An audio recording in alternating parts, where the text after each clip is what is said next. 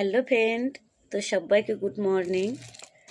তো আজকে সকাল সকাল দেখতে পাচ্ছ ছেলের বই গোছাচ্ছে, কারণ ওর পরীক্ষা শেষ হয়ে গেছে। এখন তো আর বই নিয়ে বসবেই না এই সব বাচ্চারাই। তো সবাই কেমন করে জানি না, আমার ছেলে বসেই না। তো ভাবলাম বই খাতাগুলো গুছিয়ে রাখি, কারণ ও পরীক্ষা শেষ হয়ে গেলে আর বই নিয়ে বসতেই চায় না।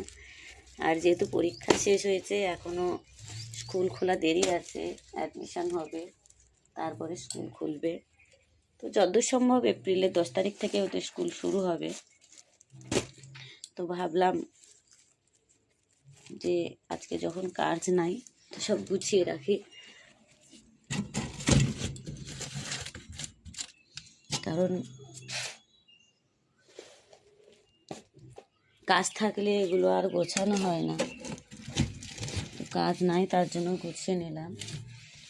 তারপরে জামা কাপড়গুলোও কাচবো, স্কুলের ড্রেসগুলো স্কুলের ড্রেসগুলো কাচতে হবে। স্কুলের ড্রেসগুলো কেচে তুলে রাখবো। এই দেখো, আমার ছেলে স্বাধীনতা দিবসের সময় স্কুলের ওইখানে একটা দোকান আছে, ওখান থেকে কিনেছিল, তো তুলে রেখে দিয়েছে যে মা পরের বছর আবার তো লাগবে, রেখে দাও। তো খাতাগুলোও সব গুছিয়ে নেই,